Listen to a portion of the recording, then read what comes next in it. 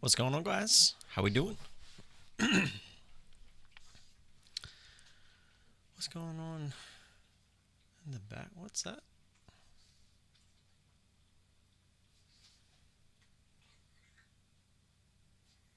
My OBS is pulling something funny on me here. Why is it over there? Did it switch screens? I might have to reboot my computer at some point to see if it fixes that. Let's go full screen for now. Oh, whoa. Something's going on here.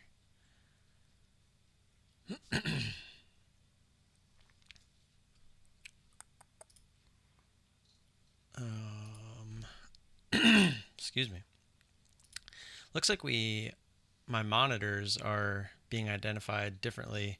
My power went out earlier, and when the power went out, I have a battery backup. So apparently some of my monitors I don't have hooked up to that side.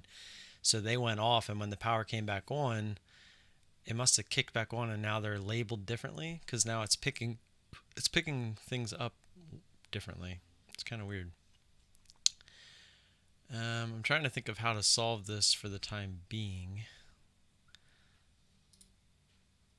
Let's do this one. All right, so let's just redo this chart.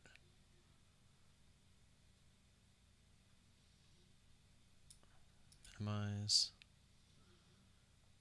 Go here. There we go. We'll just do that, because this is really all we need. Okay, there we go. That'll work. Sorry about that. Good old power issues. What's up, Zeus? How you doing? Who else we got here? I'm assuming it's gonna be George and Shin, maybe Tony. I see it says 3 of you are here, but I don't know who's who. So again, George, what's up? I see you there. This is for you guys, so hit me. I would love to work together, right? So if somebody has a question, I do my best to answer it. Hopefully the other people that are here as well can chime in with their ideas, and we can kind of expand off of each other. But again, feel free, ask any questions you have, whether it be a question about my strategy, your strategy, someone else's strategy. Let's dive deep. Let's do it. I get really excited for these. I really love just talking strategy. That's like my favorite thing to do. I really need to get David in here. I wonder, let me see if he's on. He wouldn't be able to join the actual stream. Well, let me see. I'll shoot him a message and we'll see. I could even try to get Brian as well.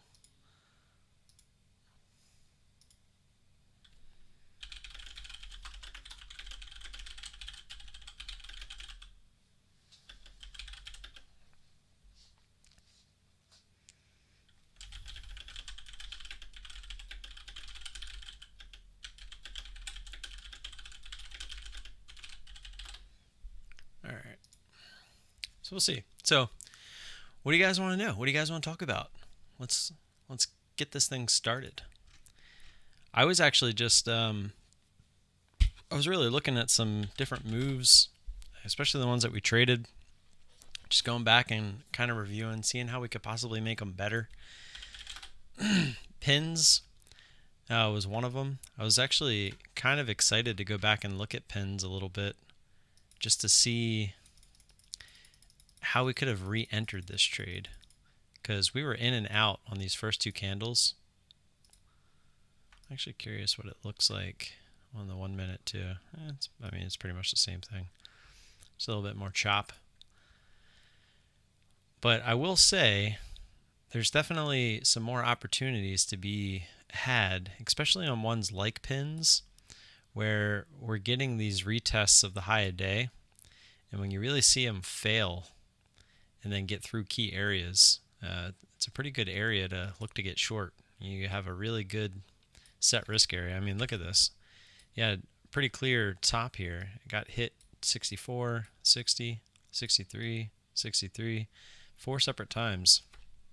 So I feel like risking off high of day there is pretty good, especially like maybe coming back down through that 50 drop, or even if you wanted to look for it to come through this previous area that it came down to, right? That could have been the real short. Let it make its move and then really kind of hit it, because this technically is where the back end of a move starts, right? You get this move, like let's take a look at another move here, like on VBIV, where this one never really gives us what I'm looking for here.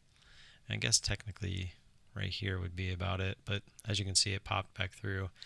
What was the other one we traded? IQ? Yeah, this one kind of gave it all back anyway.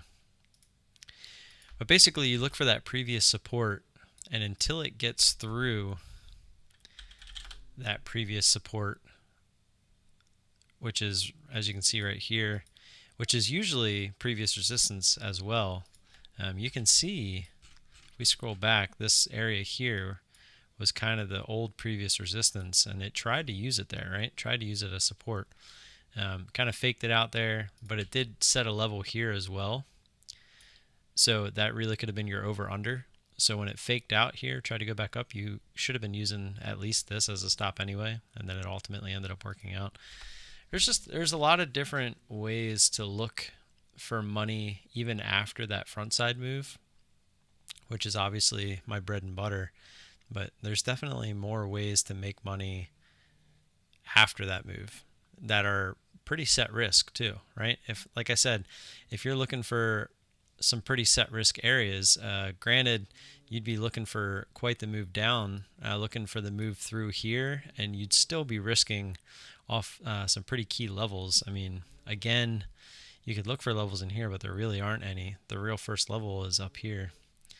The only second type of level is when you see this kind of forming, you could risk off of this level. But again, this thing had already moved down so much. Look how extended away from VWAP, which is the white line here.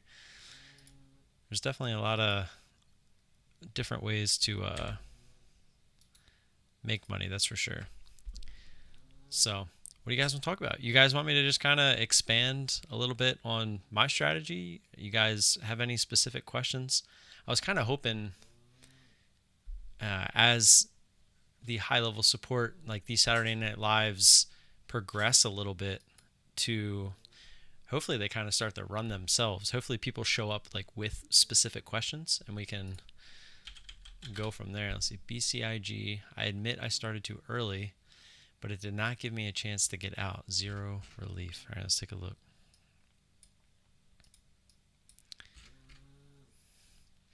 All right, so I remember you mentioned this last night. Tell me all of your entries and exits so I can mark them on the chart.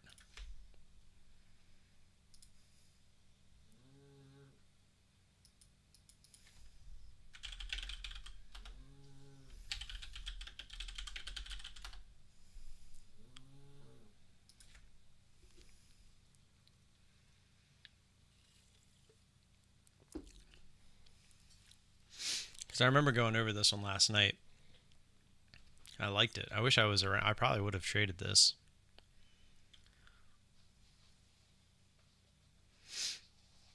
On BCIG.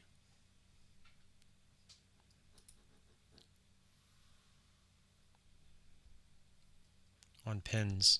Real quick. Wow. Okay, I'll get right back to that, George. So this is actually something I kind of learned yesterday, where see the scale over here on the right side, how it's in 10-cent increments. That's what my montage is set up for. So let's where is it? This one. So as you can see, my montage is set up 10 cents, 15, 20, 25, 50, a dollar. So what I'm doing is I am looking at the scale over here. But something I found out on Friday that for some reason it never clicked in my head until Friday, even after David had told me this before. When this scale, when these lines on the chart start to get really close together, that means it's about to go up to the next scale, like the next number up, which is, I don't know why DOS went from 10 cents to 13 cents. It's actually like 12 and 13. It's not 15. I don't get it. But they did that, and then it goes to 20 cents, and then to 25, then to 50, then to $1. So that's what I'm basing my entry size on, because what this is doing back in the day, I used to base my entry off of, like, if we zoom in here, I would look at the move of this candle. So real quick, we draw a line here and we draw a line high of day. So we had about a point move, basically. It was a little over. So I would have a button on my montage that was designed to say, okay, this thing made a point move. So my entry size was based off of the move that it had already made. I would take my set risk, I would put that into a point, and then I would break it into a 1-1-2, assuming this was only going to go 50% more after the initial move. So this moved a point, so I'm assuming that if this does want to keep running, it's only going to run to about 24.50, that area. So I'm going to scale in. I'm going to start it here, and then I'm going to scale in the other position about halfway, around 20-25, and then look for the final add at 50 or like through 50. So that's how I was doing it. And this is basically the same thing. I found a much easier way to do it. I pull up a chart.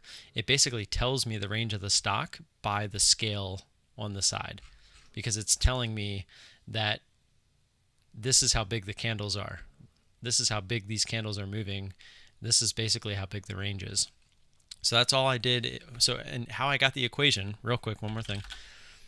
The equation that I used was I was taking my max loss, so 200. Hold on, I have my hot script. So 200, and then I was dividing it by the scale, so 0.1. So that would give me 2,000 shares. Now what I was doing with this is I was timesing this. I would times it by 60%, so 0.6. Now where I got that number was trial and error. I went back and back tested every single time that I got in all three of my 1-1-2 entries. I found out that my max loss is exactly where if I would have took 60% of the shares in this scale. That was, there was no like special equation to get to it. It was literally back testing and finding the trial and error that fit my style. So this might not work for you, depending on like if you scale in a lot closer together or a lot further apart. If you scale in a lot closer together, you might hit your max loss a little bit quicker. So you might have to like lower this number even more to get a lower share size. Or if you scale in a lot further apart, you would have to make this number higher so that you are bigger size in each one of your entries. But for me, 0.6 seemed to be the sweet spot. So then what I did is I took this number and I split it into 1-1-2. So basically just divide it by 2 and then divide it by 2. So that's 1-1-2. So you would start with 300 shares, and then you would go 300 again, and then 600 to get your 1,200 total. But since I took my 1-1-2 and I split that in half, so now I have 6 total entries. I have half, and then 1-1 to get 1-1-2 over 6 entries. I basically split it in half so that now on the 10 scale, I would have 150 as my starter. So if we go over to my montage, pins, and we hit the 10 cents, you'll see 150 shares is loaded into my montage so that I can go ahead and get started on that trade. And then I will basically play it from there. Yeah, YouTube records it. So that's why I wanted to do everything through the YouTube chat. So when you guys watch it back, you'll be able to come back and watch it. So yes. So did that make sense, Zeus? So that's how I get to me starting this with 150 shares on pins, is that equation that I just showed you. Okay, awesome. I know it's a lot to throw at you all at once, especially if you don't know where it's coming from. But again, you can kind of go back and hopefully just watch it a couple times. It'll make sense. It's just little basic math. And again, like I said, if you tend to add closer together, you would have to lower that number, that 60% to like 50, 40. Like it takes some back testing and just some work on your end to kind of figure out where it would make most sense to you. But I've found that using the range of a move or the scale of the move, they're basically the same thing. It's just a little bit easier to use the scale, that it makes pulling up a chart and worrying about the chart much easier because all you have to do is look over at the scale. So in this case though, you can see how close these lines are together. Like, let's go over to VBIV. Well, this one actually, yeah, it's like 3 cents. Jeez. I thought it was 5 cents. Or let me scroll over like this. That's still 2-3 cents. That's weird because it was when my chart was smaller. Interesting. Let's try IQ.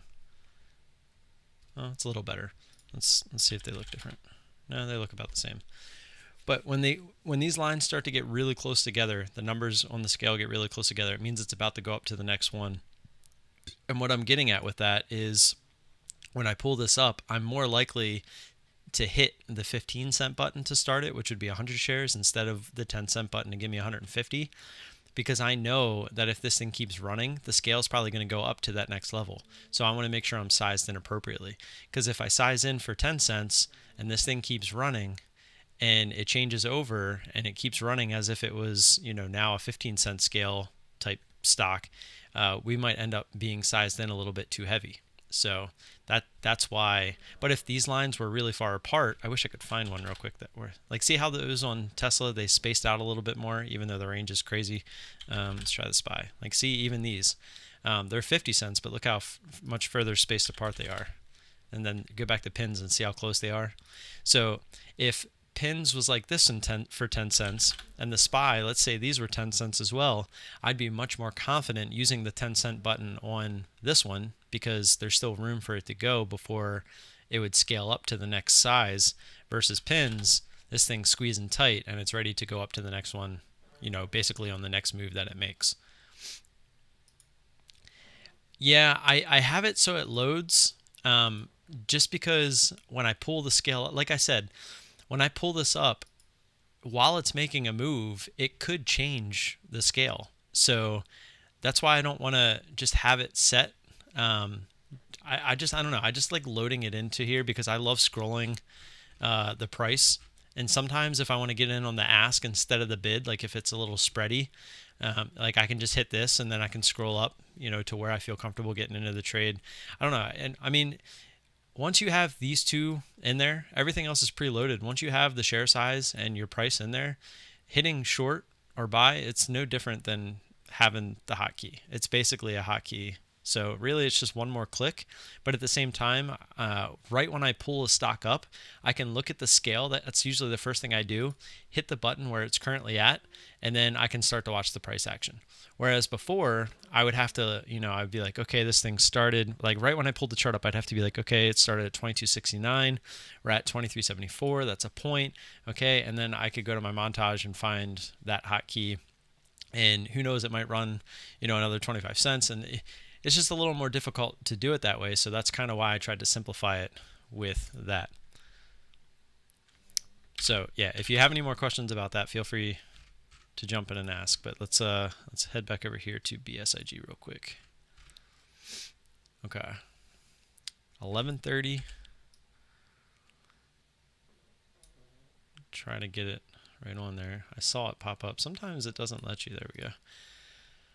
11.75. See what I mean?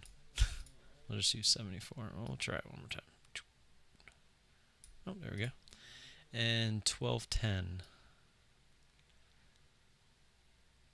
Come on. 9 and 11. Let's go away from it and come back. Why doesn't it like 12.10? Yeah. Alright, whatever. It'll be 12 and 9. And then what was your exit?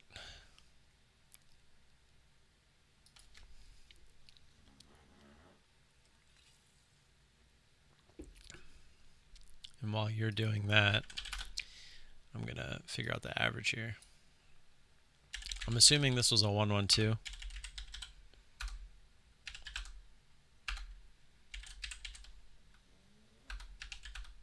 So 1181.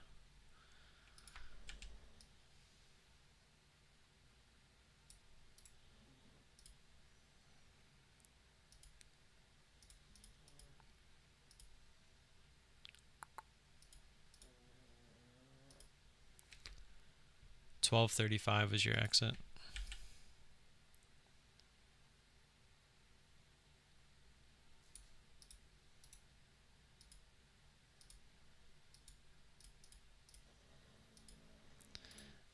let's get rid of these. These are kind of in the way. Okay. Yeah, and you heard me say that last night, and I'm sure while I was saying it last night, it made sense. So, well, first off, before we even get into anything else, when you did take your loss up here, why did you take the loss there? Not because of the move, but it could have been because of the move. Yeah, let me just ask that. What was the purpose for hitting the exit button here at 1234?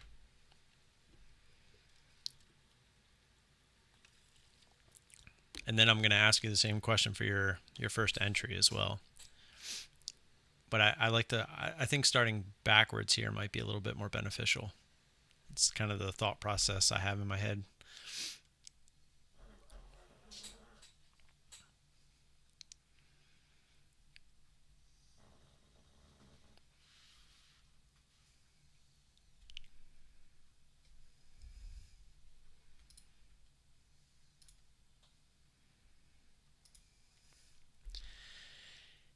Predetermined exit? On what basis? Like, how did you predetermine that that was going to be your exit?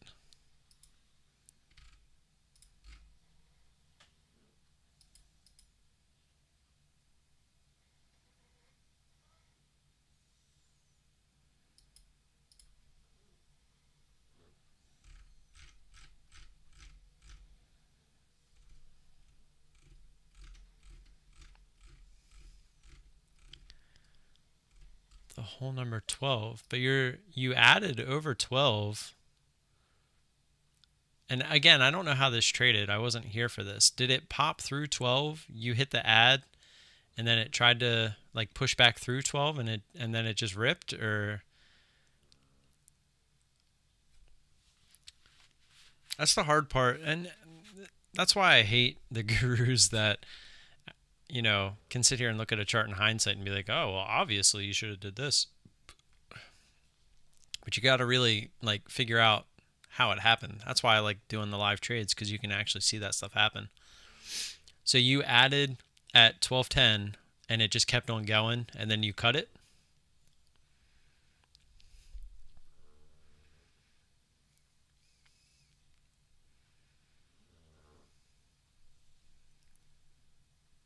Gotcha. So the reason for cutting it was just because it kept going at that point. Like you realized that you were early. It wasn't like a set amount, like dollar amount or anything like that. It was just because that was just an area that you chose.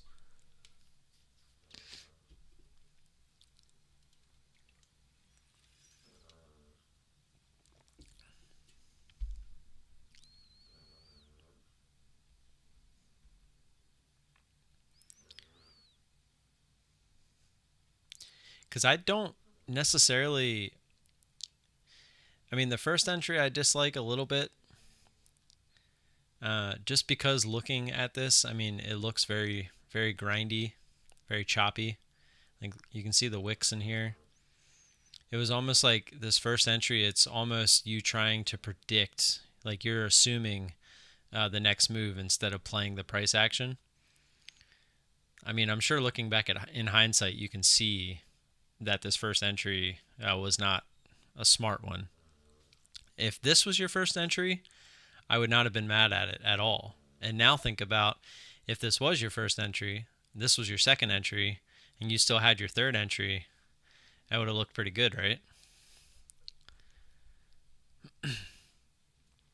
Yeah.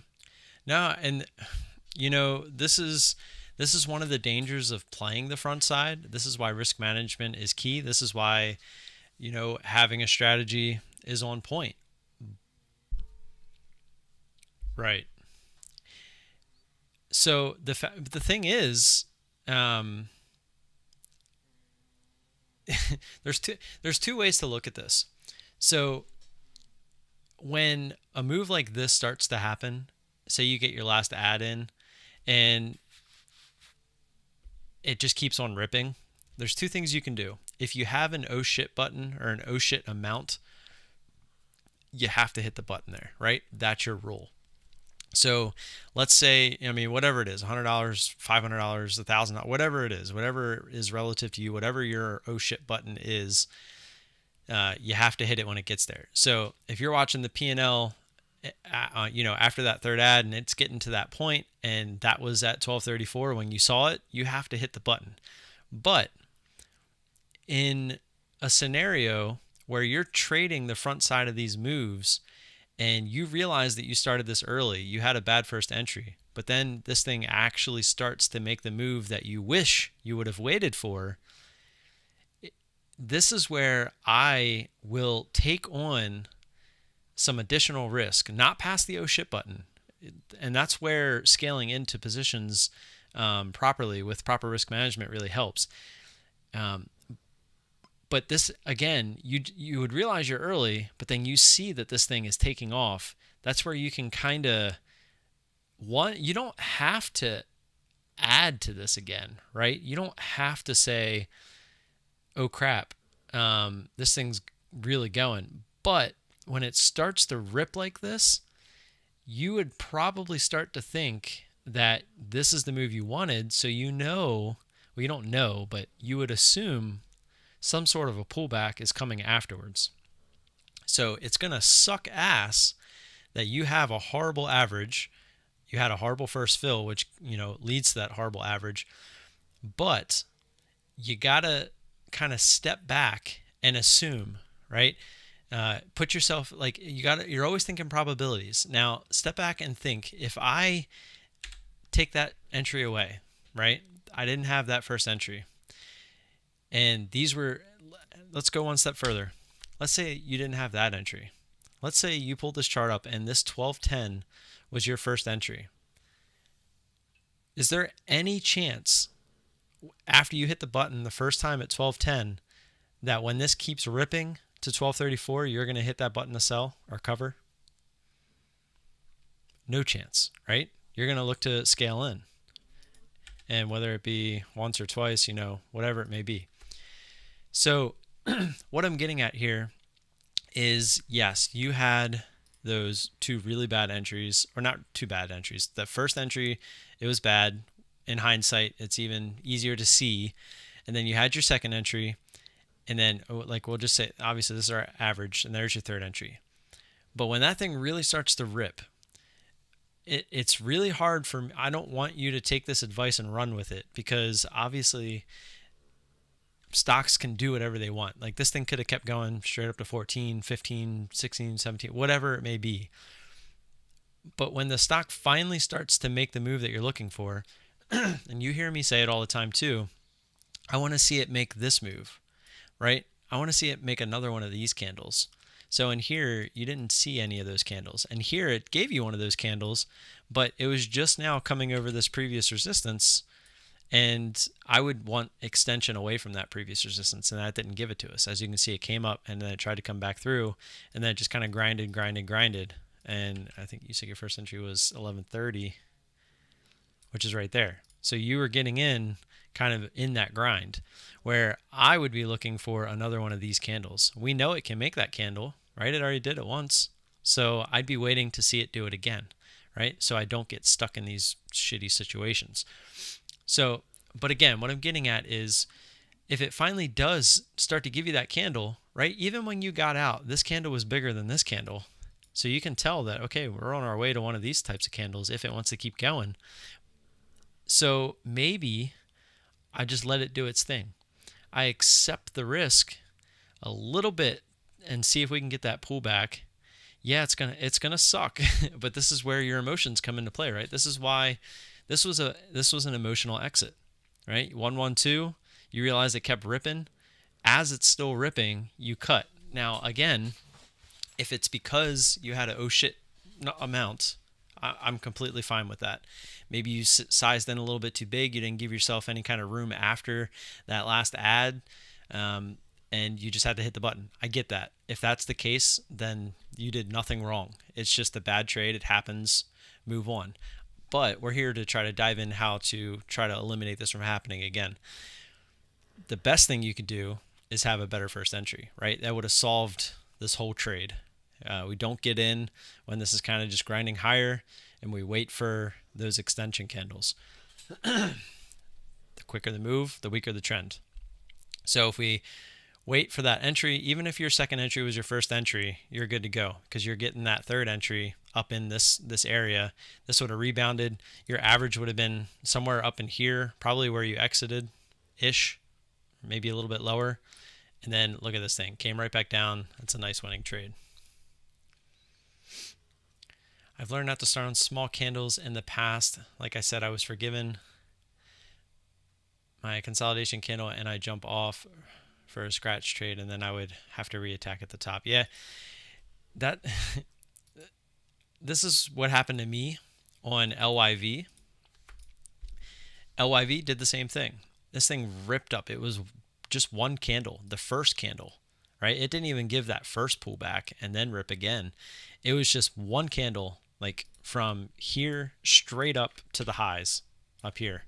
And then it pulled back maybe to like here. But my entries were like here, here, here, here, here. So my average was like somewhere down in this area. And this thing never pulled back, from the top. Like it pulled back a little bit, but not really. So I know where you're coming from. And I know that those can be tough trades. And really, the only way to combat a trade like that is just look for better entries. I don't necessarily hate that you exited there. Again, I would like it to be for a better reason versus just a predetermined level. Because what's the point of adding at 12.10 and on the same rip that it's making to exit only 20 some cents higher? Like, to me, it doesn't quite make sense. You would almost want to just accept the risk at that point, or just hold off on that last ad and wait. Like if you're that worried about it ripping up through where you were planning to stop out, don't add the additional risk to get to that point even quicker. Let it finish its move, whether that's at 12.10, whether it's at 12.50, whether it's at 13. Let it finish the move, and then you can add on the backside, and then you'll get a better understanding of how this thing is moving, and you even get a set risk area if you want to use high of day, whether it's that big of a wick or whatever it may be. But I don't, just in my experience, when something is ripping, it's usually the wrong time to get out of a trade, especially if you're playing the front side. The only other thing I could say is, if you have a problem with your entries on the front side, finding those bad, just trying to find those extension candles that I like to call them, maybe try the backside, right? You can still get the same average on the backside that you would the front side, right? Imagine if you were watching BSIG here and you watched it make this move and you were looking for the backside and your first entry was at 12.10, right? Say that was your entry as it came back down, and this would almost be considered a bad first entry on the backside, right? Because it was all the way up here at like 12.50. Look at that range. It almost looks like you kind of bottomed that, but you still would have had a better average trying to play the backside here versus when you started a little bit too early on one of these little grindy candles down here at 11.30. Yeah, I mean, that's another option too. I felt very restricted only having 3 entries because I felt like they had to be so perfect. So maybe try doing like a 1-1-1-1, like just do 4 ones instead of a 1-1-2. Your average sometimes won't be that great because you're splitting that last one, but it'll give you a little bit more leeway, right? So if you would have did 1-1-1-1, 11.30, 11.75, 12.10, and then that gave you room for another one, right? 12.65. So that probably would have brought your average to, what was your first average? 11.81. Let's add, how would I add to that? I guess 11.81 It wouldn't be half though. I'd have to do the whole thing over again. Let's do 1181.25. I don't know what your share size was though. But if it was one, I can do it anyway. So 1, 1, 2. Let's do times 2. Or it would be times 4. Well, no, because then that equate your average wouldn't be 1181 if it was that way. Let me just add it all together. 1130 plus 1175 plus 1210 plus, and then what would we say, 1265. Divide that by 4. That's not right. What did I do wrong there? Oh, I hit plus again. Oh, I still had the 1181 in there. 1130 plus 1175 plus 1210 plus 1265. Divide that by 4. What am I doing wrong here? It didn't get the last 30. 35, 70, 21. Which one did I miss? 1210. Divide that by 4. Okay, there we go. So 1195. Jeez. All right, so your average would have been... I wish it wouldn't always change. It would be so much easier. So now your average would have been right there. So still not the best average, but obviously better than 1181. And you had a chance to find the top, right? You know, making that third ad, you still got one more. It allows you to fix that rip a little bit. You're able to actually trade through it. Yeah, the share size doesn't necessarily matter, but I obviously I could have still did the math. I was just trying to figure out a way to do it. Yeah, I mean, even if it was at 1250, I mean, it's only going to lower it a couple cents, like 91, 92 or something like that.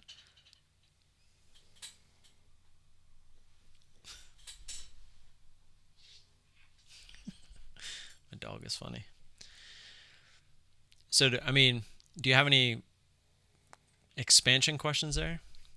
I found myself doing that a lot, by the way, just to, when I realized that I might have been early in a trade, that instead of hitting the 2, I would split it in half, because I realized that I was early.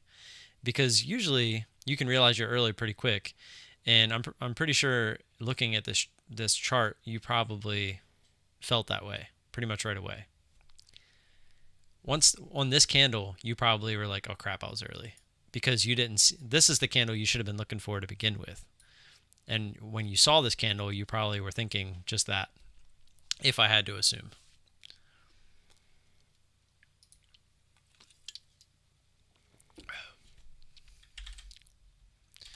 Yeah. It's tough, man. I mean, trading's hard, right? Obviously, we know that. So all we can do is do exactly what we're doing, try to fix it. How do we fix this one? I think it boils down to that first entry. You got to be a little bit more disciplined with that first entry. I mean, coming back and looking at this, you see 1130. When you see this line right where you got in, does that look like a good entry to you now in hindsight?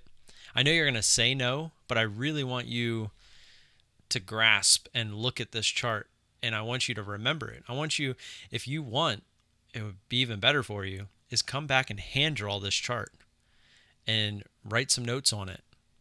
Like journal this chart. Remember this chart, because the more you think about this chart, the more it'll stop it from happening again.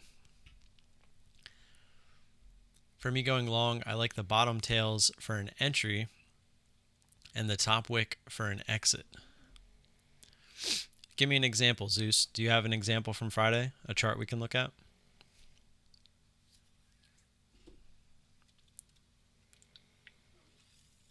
And is this your main go-to setup? Oh, my back is cracking. Crack-a-lackin'.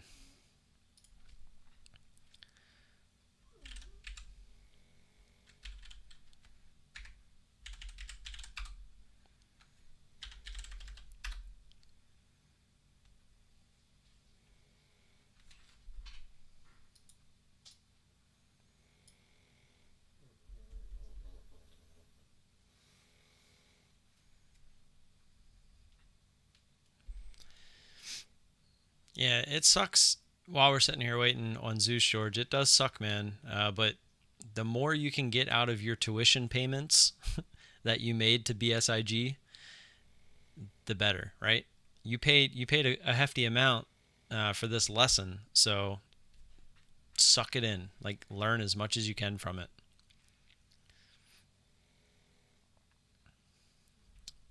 No trades. How about I think, let's see if NVAX did it.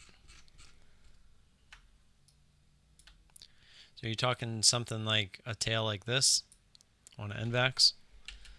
Get the bottom here and then see the tail back up there. That's a, geez, that was a point, oh, $1.20. Just the tail.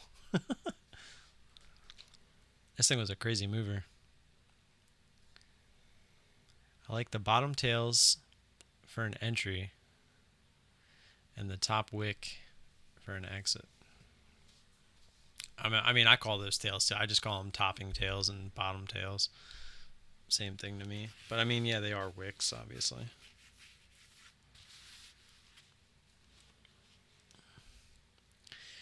Yeah, I mean, it's no different, right? If we go back to BSIG, it's really the same thing. It's just a flipped chart, right? So it's the same. Look at this chart, BSIG, right? Look at these topping tails, wicks, whatever you want to call them, and they're here too. I wonder if they look like that on the 1 minute. Yeah, I mean, they're here as well. And it gives you a set risk. It does. Like, if you look for these to start forming and then you jump in, you have a set risk, which is nice. Like, if I hit this UK strap button, obviously I can't do it right now, but what it's going to do, like, say this is coming down, like, I see it top out, it's coming down to like 1259, I hit the button, it's going to take the from 1259 to 1294. So it's going to take that difference. Oops. So 35 cents, and then it's going to take $50 and it's going to divide it into that 35 cents. Oops, that was wrong. It should be 142, or it might be 143, depending on how it wants to round it. So 50 divided by the 0.35. So it'll probably give me 143. Actually, I think it always rounds down. So it would have given me 142. So it's going to give me 142 shares at 12.59, so that if for some reason this does bounce up and go high of day, it stops me out. I lose the $50. But if this wants to continue, there you go, right? So if you're looking, I mean, it's a solid way to trade. I mean, there's nothing wrong with it. Same thing with NVAX. You get the move here, hit the button. I mean, you can have a button. Mine's only for shorts, but you can hit the button as the tail's coming back up, and you risk off low a day. The only problem is these do happen quite frequently. I mean, look right here on this candle. It had a tail. It started coming back up, and then what did it do? It came across and flushed right back down. So it's one of those things where you got to look for these, but then you also kind of have to look for confirmation. And the problem with looking for confirmation, because I used to trade like this in the past, is by the time you see the confirmation, sometimes you're already in this like weird consolidation area. So then you're in a 50-50 area. Is this thing going to bounce back up in this area and continue? Or is it going to consolidate here and then move lower, right? So by the time you wait for confirmation, a lot of the times it's already too late to kind of enter a position. So, but if you are looking to be a scalper, you look for this topping tail, you can jump in. If it fails, you risk off the bottom of the tail, right? I mean, and then if it does it again, you can try again. As it comes back up, jump in, risk off the bottom of the tail. So you always have a set risk. It's just a matter of how many times it's going to work. And to me, when you're playing these, like say if you hit this, say if you tried up here too, and say you lose, say it starts to come back up, you risk $50, comes down, breaks it, you lost $50, probably some more because of slippage and commissions. Does it again, lose it again. So now say you're down like 110, 115, comes down. All right, so now on this one, it finally starts to work. Now you have to turn this into a 3-to-1 trade just to turn some profit on the day. So that's the reason I don't like trading like that. Just because I found out when I tried to trade like one for one, risking one to make one kind of thing, I don't know, it's hard because you got to be right a lot. So if I can be right a lot, like I am now, and I can continue to not only get one to one on my risk a lot, but then sometimes make more than that, I don't know, it just seems a little easier for me to do than stuff like that. But there's nothing wrong with trading like that. It's just you could be wrong a lot, and that's where the power of scaling comes in. Because say you try it here, and it's a pretty big extended move, right, at this point, and it fails but goes lower, you can look to scale in, and now you get your average somewhere right in the middle, and you look for this thing to come up, and then you can do what you got to do. But if you're constantly getting in and out based off a set risk, that can add up pretty quick if it keeps failing. So I tried that. I found out the hard way that it doesn't work very well. Yeah, George, it's actually something I've been doing myself. I've been looking at a lot of plays. Like I was actually I had Tesla up, and I thought I had saw one. Let me see. No, maybe not. What was it? Sorry, I'm thinking. Was it BSIG? No. What was I just looking at? That was it VBIV? Yeah, so this is actually one. So just the classic ABC pattern, right? You get the big move, and then let me pull out my little marker here.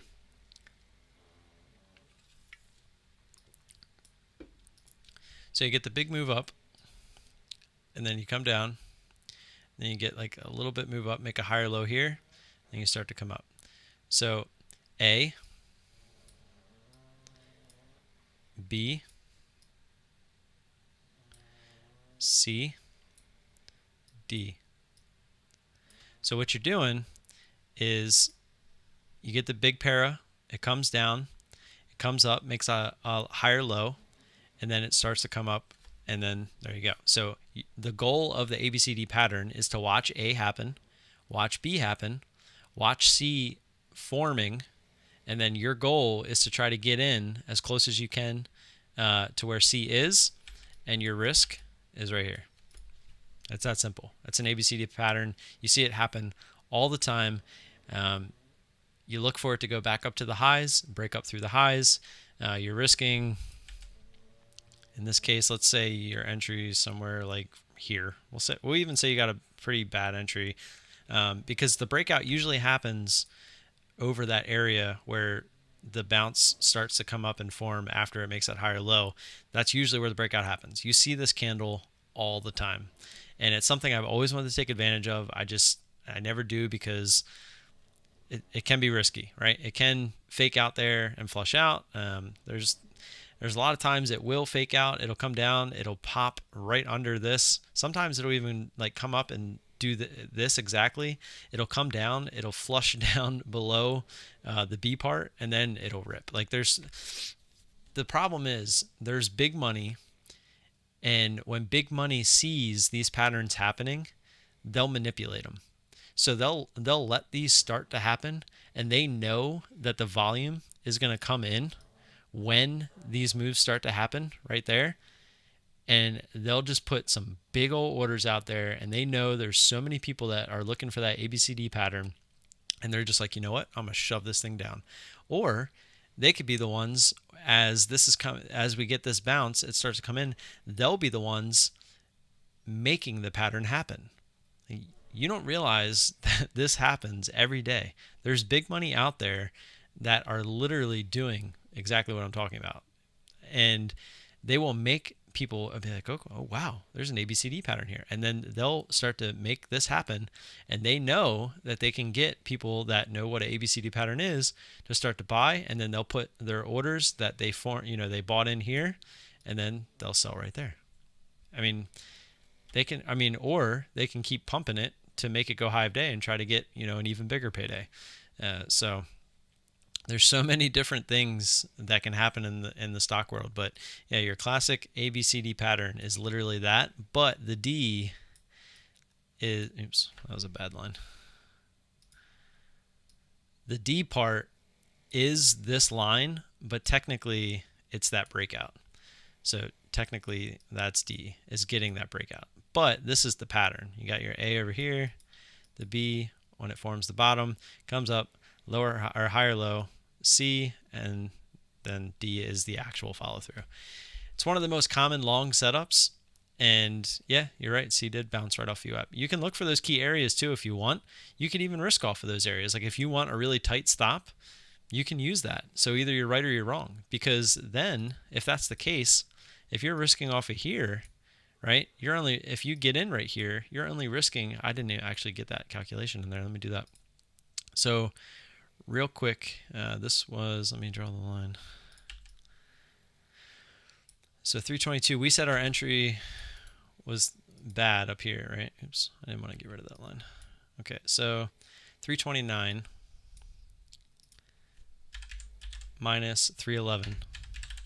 So you're risking 18 cents if you got this entry right here and your stop was all the way down here. So 18 cents above 329 is 347, which is pretty much high of day. So you, just for you to make one-to-one on your money from your entry, you would need it to go to high of day.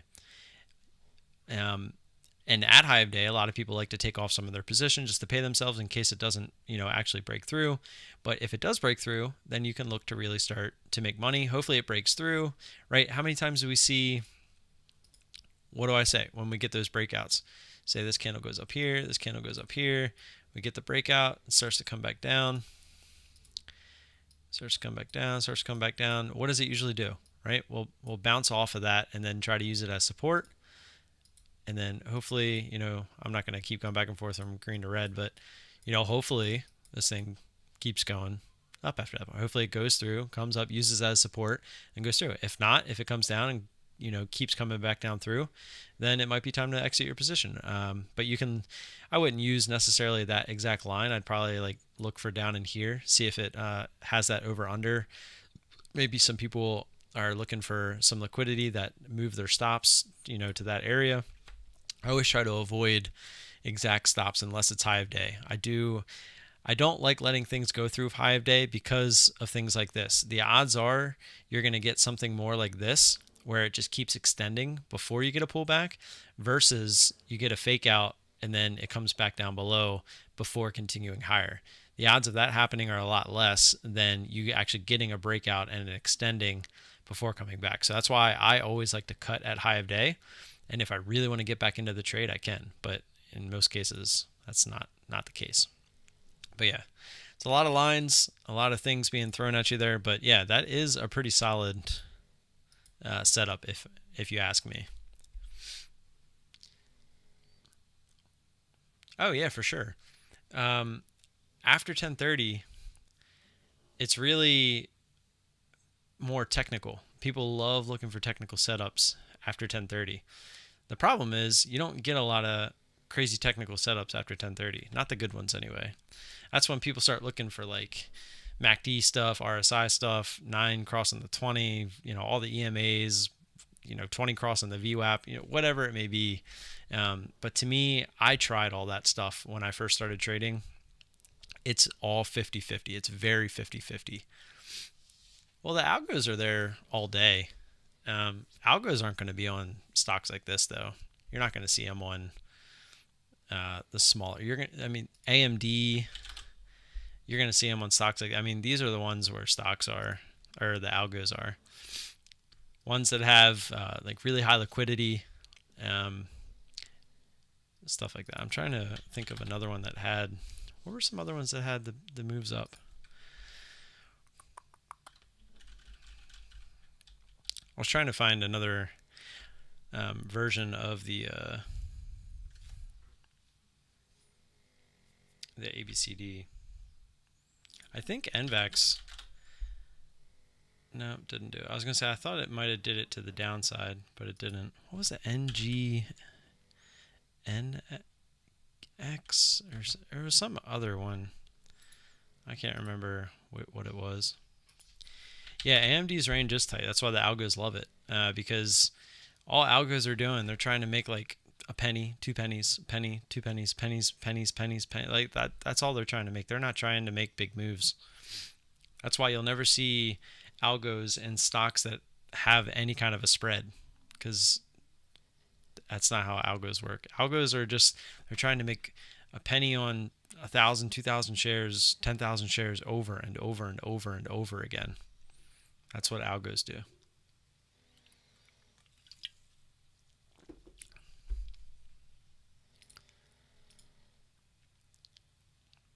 But any other questions? Think that was good enough for tonight, or you want? I mean, keep asking. I'm not trying to get rid of you guys,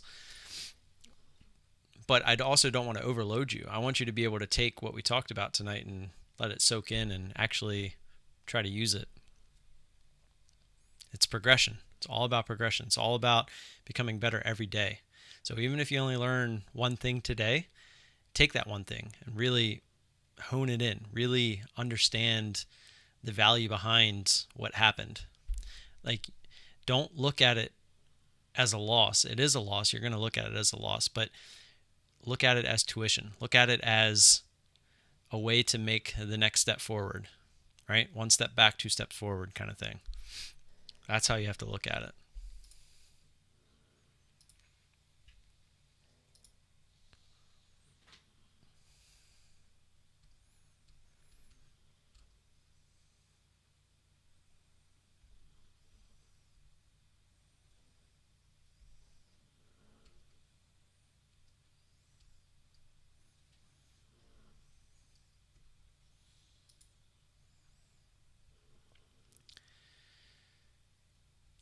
Yeah, of course.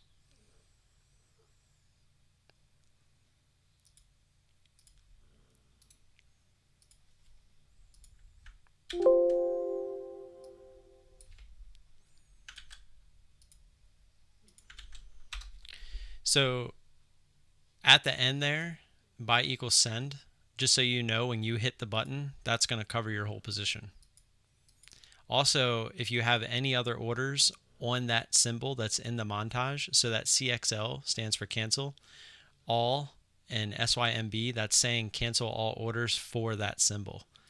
So it's going to, when you hit that button, if there's any other orders in, you'll see me, I have that on all my cover positions, because if, like, say I'm in AMD at 5160, it's making this move down, I have an order sitting at 5129, or what's the bottom of this? So I have an order sitting at 5120 right here, but I noticed that it's basing here at 5125. I can just hit my cover button. It'll cancel this 1125 or 5120 order, and then it'll cover it at 5125. So that's what the cancel symbol, or all symbol orders, cancel all sim is, and everything else is self-explanatory.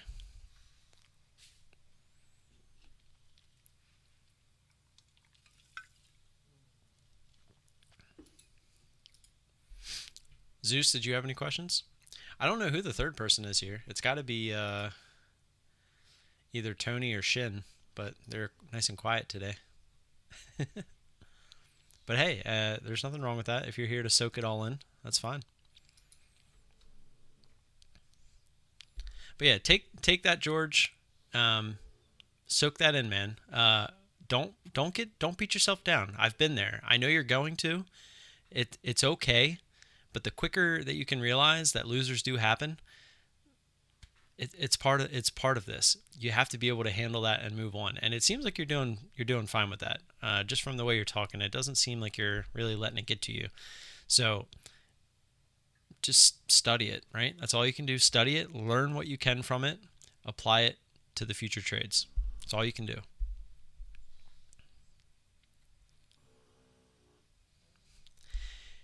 Yeah, you will. Zeus, trust me. I remember the first time I pulled up the DOS platform and I was just like, what do I do? Good. Haven't it, that's one of the best things you can do is trade within your means. You hear me preach. That's one of the main things I preach: risk management. If you can stick around, you're gonna figure this out.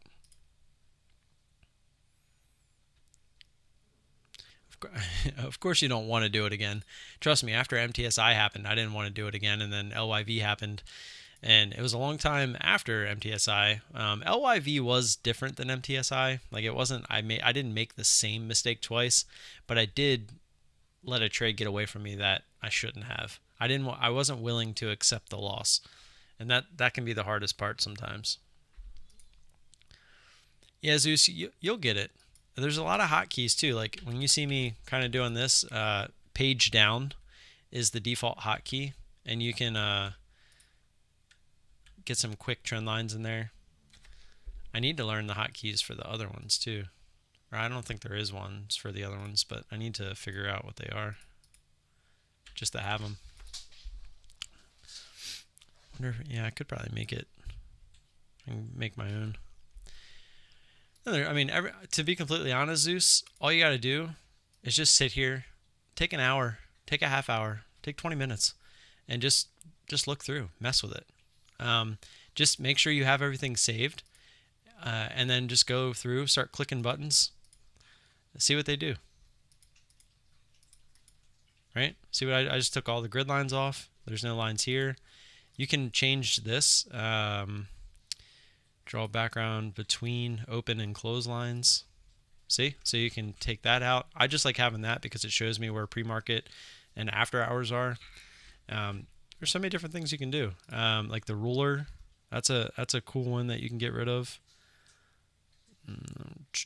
Where's that one? Is that config area here? Show study info, show label. Where's the ruler at? I know that's somewhere. This is a cool one too that I really like. One of the main ones. I like having a little space over here because by default it'll put your, did I not do that right? Yeah, so by default it'll put your last candle right up against the scale, and I don't like that. So I like putting a fixed, or not fixed, but you can make it fixed. But by doing that, it gives you a little wiggle room there. It just looks cleaner to me. You can set the top and bottom margin too. Like if you don't want it to be that far apart, you can make it fit your chart a little bit better. There's all kinds of different things you can do. But be careful if you're changing this because that does change the scale as well, like I had said. Where's the horizontal grid lines? It's like if I go back, see how it's 5% or 5 cents now? If I go back to the 50%, it'll change it to 10. So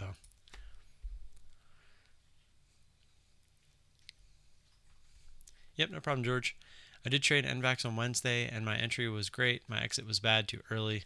Yes, I have that for both the top and right side. Awesome. Yeah, that's what I said. All you got to do is just go in here. Start clicking stuff. Just make sure you have everything saved so when you're done, you can just reload it the way that you had it if you end up messing something up. And that's all I did. I go in there, like I'll pull up the I'll go to setup, other configuration. That's another one. You can go in here and you can kind of read all these. That's all it is. It's no different than like reading a manual for a new product that you got. Just kind of mess around with it. Can't really go wrong, especially in the after hours. You can't mess up over the weekend. It's just all gonna, you can't put any orders in or whatnot.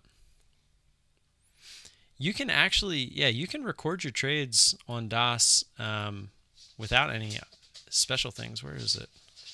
Tools, screen recorder. So over here, if you go to tools and then screen recorder, need to download files from the server to use screen record function. So yeah, and you just hit this. I've done this before, and it'll download, I guess, like the screen recorder program that it uses. I'm going to X out of it because I don't want it. But then you can see here that there's an actual screen recorder, and you can do it that way. And then I'm assuming in settings, you can choose where it goes and all that good stuff. Save, capture full screen, and save to file. So yeah, you might have to have everything in this main box though. I don't know if that's the case. That's something you'd have to fiddle around with. I've never used it before.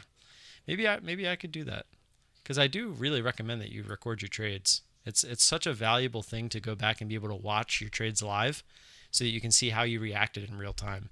Because like I said, anybody can go back and look at a chart in hindsight and talk about it and kind of theorize based off of that. Hindsight's 2020. They say that for a reason. But to go back and be able to watch it in real time, that's where the magic is. And that's part of why I started this channel in the first place, was so that I could just go back because I didn't want to have to buy hard drives after hard drive after hard drive just to store my trades. So I was like, well, how can I do this for free? So I was like, oh yeah, I could just upload them to YouTube. And at first I was uploading them unlisted with just no sound or, anything. But then I was like, you know what? Maybe I'll start talking through my trades so that when I go back and watch them, I can understand what I was thinking in real time. And sometimes, like when I go back and watch some of the videos, I'm like, I was thinking that? Like what the heck was I thinking? But again, Zeus, go back if you have time. Watch some of my earlier videos. Watch how, like, VBIV, just as an example, I was literally entering. I would get like a great entry, like say 348, and this thing hit 350, and I was taking profits at like 342. That's how close it was. But you'll see me now, I'm trying to get like 50% of the move, and that's what I love the fib lines for this, because it takes all the guesswork out of it. So you can look for like where the move started. You could go all the way down here. If you want to be a little bit more on the safe side, you could look where it broke that previous resistance. You can see it kind of held here. So you could draw the line from there. Right? So you're always looking for at least half the move, wherever you can justify half the move being. So that's what really helped me be a little bit more patient, was drawing out this 50% fib line. Yeah, that's what you do with it. It's natural. That's why I like taking shorts, because there's so many people that when you get big moves like this, they're the same way. They're like, oh, I gotta take profit. So that's why you always get these things shoved back down, because everyone's like, oh, I gotta take profits. And it's one of the most common problems when you first start, is that you're so emotional and you just want to take profits, and you just do it you end up doing it too quick. And go watch GDT. His trade on NVAX, I think it was on Friday. Go look out. I mean, he still struggles with that. Very much so. There's times that I do where I'll take the whole position instead of scaling out, and usually I'm not that bad with waiting. I'm getting a lot better with it.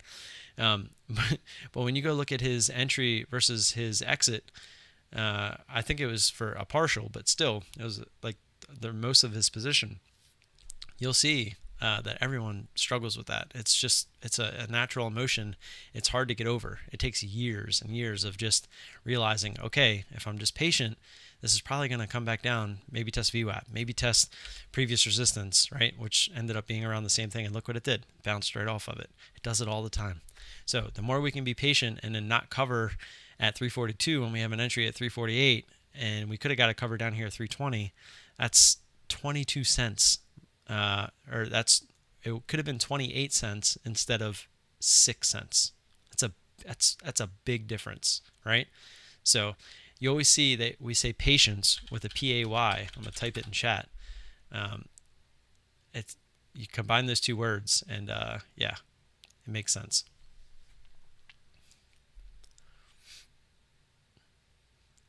I keep going green right off the bat, and don't take profit because I assume it's going to make a bigger move and end up losing on the trade.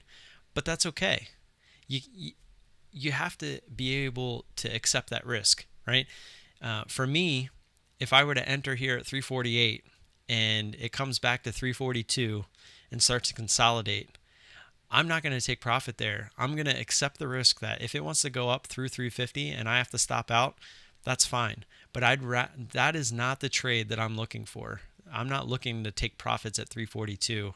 I'm looking to take profits down here, under 330 towards 320. So if this does not want to give it to me, I was just wrong this trade, right? I had a high probability of this thing pulling back into that area, and it just didn't, right? They're not always going to work. So you have to just accept that it's okay that some of these just aren't going to work. But that's my point. That's why you can't trade. That's why you can't trade differently every time. You can't say one trade I'm going to take profits and then the next trade I'm not going to take profits. You have to do the same thing every time, because there's going to be times where you get stopped out, but it's okay, because that one time that you don't get stopped out, guess what? You would have made 10 points on that move, right? That should have been something that made you realize, hey, I can't do that. I gotta pick one way or the other. Either I'm always gonna take profits and I'm gonna be a scalper, or I'm not gonna take profits every time. I'm gonna let it stop me out every once in a while, but the times that it doesn't, I'm gonna look for that bigger move, right? So you have to pick one way or the other. You can't go back and forth. Random trades equal random results. So if you're going back and forth, that's random. You're just picking which stocks to stop out and which stocks to take profit. Like you can't do that. You got to pick one way. It doesn't matter which way you pick, but pick one way and do the same thing every time. Sometimes that exit button becomes a scout button. Sometimes, yeah. Like for instance, here on VBIV, if actually, I think IQ did it. Yeah, IQ did it. This is what happened to me. I got a pretty good entry on this, and then look at this candle. Previous resistance was here at 22.79. This thing came pretty much straight down, so I just took it off, right? I don't think my exit was that great on this. I think I only got like 50% of it. Let me take a quick look. Yeah, my entry was 23.12, and my exit was 23.01. So started the move. Let's see how close I was to 50%. I also got into this only wanting a scalp, because I didn't like, when I pulled this chart up, it was already on this candle and it wasn't really trading. It had a pretty good volume bump here and it just stopped trading. If you go back and watch the live trade that I had posted, it just kind of stopped. And I was like, that's weird, but I'm gonna jump in because I really like that move through previous resistance. And if I have to add in, if it keeps going, then I will. And then it just kind of dumped all at once, right to 23. And I was like, all right, well, if it gets there, I'll take it, because right there is 50%. And if it wants to continue, I should have still scaled out. I should have, right? That should have been the part where I do the same thing every time, because if I would have scaled out, look at what would have happened, right? Same thing happened with pins. I did scale out of pins, but it did end up going higher, so I wasn't too mad about that one.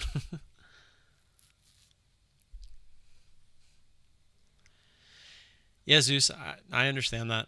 There's nothing wrong with that, man. If it's working for you with one entry, then you're doing great. There's nothing wrong with doing one entry. I tried it for a while, and I wasn't as good at it as I thought I was.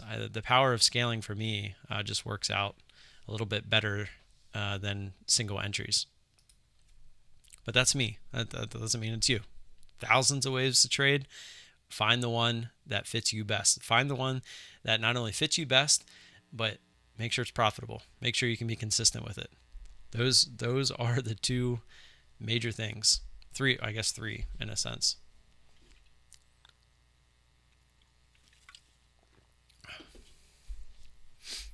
Anything else? I'm kind of hyped up. I might have to go for a run or something. Aren't the scanners amazing, George? Those things are they work wonders. I'm not gonna lie. But yeah, I mean, you can use the scanners for so many different strategies. It's ridiculous. Yeah. There's a reason why when people finally find out about the ISW scanners, they end up talking. You don't hear people out there saying, "Oh my God, Trade Ideas is amazing." Like, Trade Ideas is just a scanner. It just does what it does. And a lot of times you have to make it do what it does and put in all these parameters and stuff like that, where it's like ISW, you can just show up to the to the game per se and start playing. It's pretty awesome. Yeah, that could be a good thing to do, Zeus. on the next one. Speaking of which, since you two are the main two right now, did you guys want to do next Saturday for the first one of July, or did you want to wait till the 11th? Like, do we want to do like a every other week kind of thing? Like, we could wait till well, we can't. I'm not doing the 4th. That's July 4th. I'm an idiot. So yeah, let's do the 11th for the next one, and then after that, yeah, let's just do the every other week thing. I think that'll be good until we run into a month where I guess we have to change it. So we'll do the 11th and the 25th for next month. But yeah, that's a good idea, Zeus. I like that. Yeah, we can definitely walk through the scanners. Yeah, we're not doing the 4th. I messed that one up. I'll be with the family for that. But all right, well, I'm gonna get out of here. If you guys come up with any more questions, hit me up in the Discord. Like if you just have something based off of what we talked about tonight, I'll be more than happy to expand. Never stop talking about this stuff, guys. If you have questions in the middle of the night, shoot it to me. I might not answer it if I'm asleep. I'll get to it in the morning. It never hurts to write things down, all that good stuff. So have a good rest of your weekend, guys. Seriously, never stop studying. Do just 20, 30 minutes. That's all you need every day. Just do it. I promise. Everything becomes so much easier. Zeus, get on here. Play around with DOS for 20 minutes. Just every once in a while. It'll do wonders. But all right, well, have a good rest of your weekend, guys. I will see you guys Monday morning-ish. Yeah, because I'm not live streaming. So yeah, I'll see you when I post my video on Monday. Or I'll just talk to you in Discord or wherever. All right, guys. See you.